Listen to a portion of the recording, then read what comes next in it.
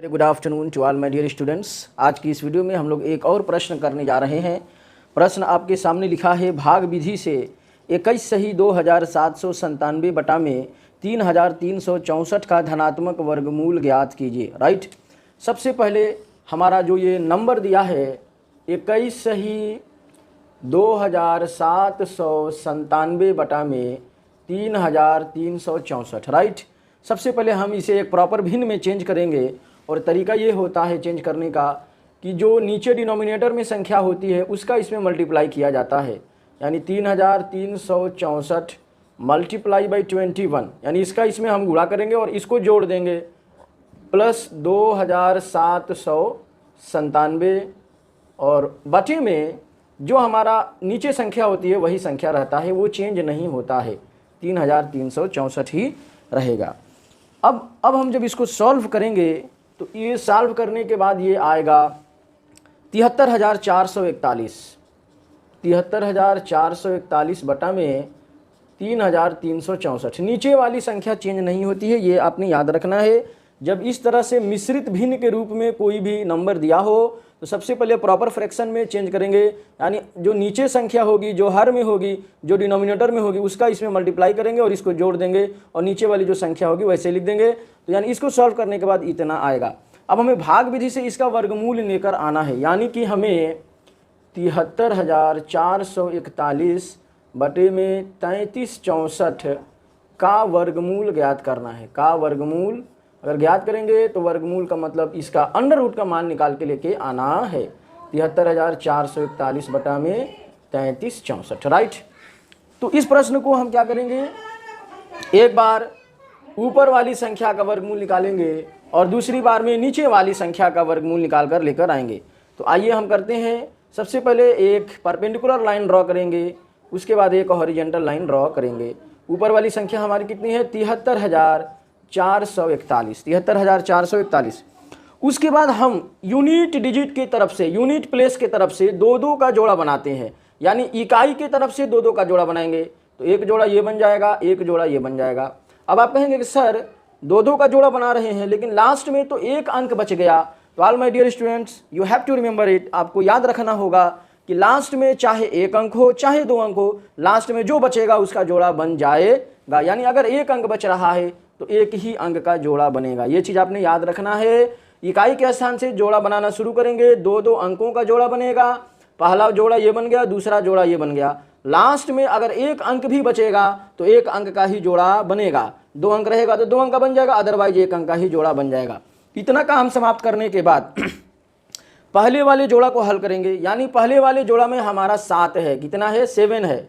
अब आपको एक ऐसी संख्या का वर्ग फाइंड आउट करना है, एक ऐसी संख्या का वर्ग निकालना है जिसका वर्ग या तो 7 हो या उससे कम होना चाहिए। जैसे अगर हम 2 का वर्ग लिखते हैं तो 4 होता है और 3 का वर्ग लेते हैं तो 9 होता है। तो हमें 7 लाना है या उससे कम, तो ये वाला ही हमारा होगा। इसका मतलब 2 से ये कटेगा, 2 के वर्ग से हमें इसको कटाना है।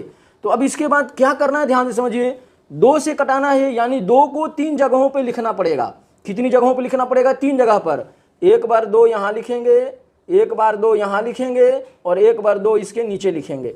यही तरीका है और यही बच्चे ज़्यादातर कंफ्यूज होते हैं। तो आपको कंफ्यूज होने की ज़रूरत नहीं है। 2 के वर्ग से ले जाना है तो 2 को 3 जगहों पे लिखेंगे। पहली बार यहाँ, दूसरी बार इसके ऊपर, तीसरी बार इसके नीचे। राइट, उसके बाद क्या करेंगे, 2 दूनी के 4, 2 दूनी के 4 यानी 2 का वर्ग 4 हो गया। अब फिर इन दोनों को जोड़ के नीचे लिखेंगे। याद रखिएगा जो मैं बोल रहा हूँ, ध्यान से सुनिए। नीचे लिखने के बाद 2 से 2 का गुणा करेंगे, नीचे वाले का इसमें गुणा करके यहाँ लिखेंगे और दोनों को जोड़ के यहाँ लिखेंगे। राइट, चलिए अब 7 में से 4 गया, 3 बचा, हमारा एक स्टेप खत्म हो गया। उसके बाद हमारे पास अगला है 34। 34 को हम क्या करेंगे, उतार देंगे। यहाँ याद रखने वाली बात यह है, कोई भी एक डिजिट नहीं उतरेगा, एक अंक नहीं उतरेगा। जब भी उतरेगा जोड़ा उतरेगा। तो इस जोड़े में 34 है तो 34 उतरेगा। राइट, अब आपके पास 334 है। राइट, और आपको लाना 334 है और आपके पास जो संख्या है वो है 4। अब कैसे आएगा वो ध्यान से समझिए। आपको लाना 334 है, 334 को राउंड फिगर में मान लीजिए 300। क्या मान लेना है, 300। और ये आपका 4 है। क्या है, 4 है। 4 आपने लिखा, 4 के आगे 1 बढ़ाया और 1 से गुणा किया। जो अंक बढ़ाते हैं उसी अंक का गुणा करते हैं। राइट। 4 था, 1 बढ़ाया, 1 से गुणा किया तो हो गया 41। अब 41 को राउंड फिगर में मान लेना है 40। कितना मान लेना है? 40। अब 40 से 300 कई बार में कटेगा? तो 0 से 0 ये खत्म हो गया, 4 7 28, यानी लगभग जो है 7 बार में कटेगा। तो इसका मतलब ये हो गया कि 334 अगर हमें लाना है तो या तो 6 बार में जाएगा या तो 7 बार में जाएगा, राइट। या तो 6 बार में जाएगा या तो 7 बार में जाएगा ना, या अगर थोड़ा सा आगे जाएगा तो 8 बार में।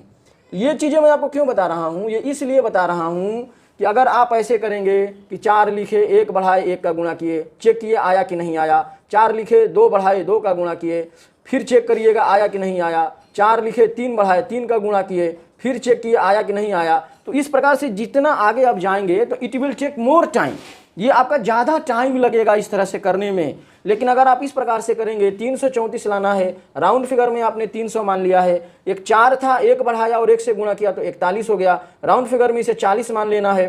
अब 0 से 0 खत्म हो गया, यानी लगभग 7 बार में 300 आ रहा है, यानी 300 आ रहा है। तो यानी हम अब डायरेक्ट किससे चेक करेंगे? 1 से, 2 से, 3 से नहीं चेक करेंगे, डायरेक्ट हमें चेक करना है पहले बार में 7 से। अगर 7 से नहीं आया तो 6 से चेक करेंगे, राइट। तो आपको एक ही 2 बार में वो फिगर समझ में आ जाएगा, वो एग्जैक्ट फिगर आपको मिल के आ जाएगा। चलिए, तो हमारे पास 4 है, 7 बढ़ाया और 7 से गुणा कर दिया, 7 7 49 के 9 हासिल 4, 7 चौके 28 और 4 कितना हो गया? 32।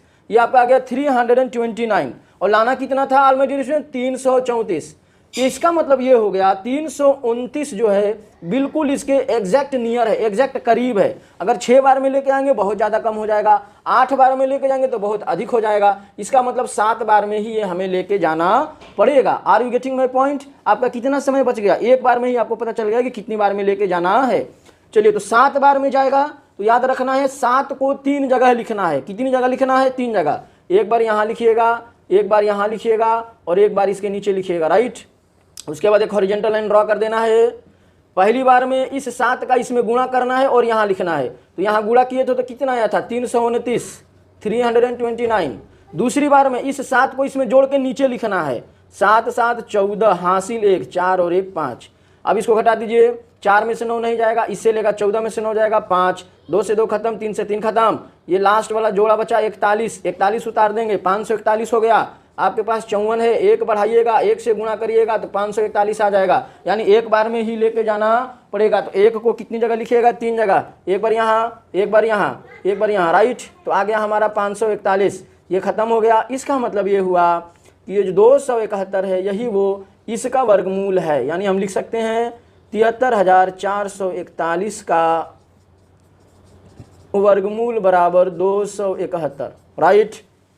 ये तो एक निकल कर आया है। अब ये वाला निकालना है ना, बोलिए, इसका निकालना 3,364 नीचे वाले का। तो इसके लिए भी एक हॉरिजॉन्टल, एक परपेंडिकुलर लाइन और एक हॉरिजॉन्टल लाइन ड्रॉ करेंगे। 3,364 लिख दिया, जोड़ा बना दिया, दो जोड़ा बना। चलिए, ये हमारा कितना है? 33 है। एक ऐसी संख्या बताइए जिसका वर्ग या तो 33 हो जाए या उससे कम हो जाए। तो ऑल माय डियर स्टूडेंट्स, 5 का वर्ग होता है 25 और 6 का वर्ग होता है 36। तो 36 ज़्यादा है तो ये नहीं लेंगे, तो 5 का वर्ग लेंगे यानी 25। इसका मतलब 5 से हमें कटाना है, तो 5 को कितनी जगहों पे लिखना है? 3 जगह पे लिखना है। एक बार यहाँ लिखेंगे, एक बार यहाँ लिखेंगे और एक बार यहाँ लिखेंगे।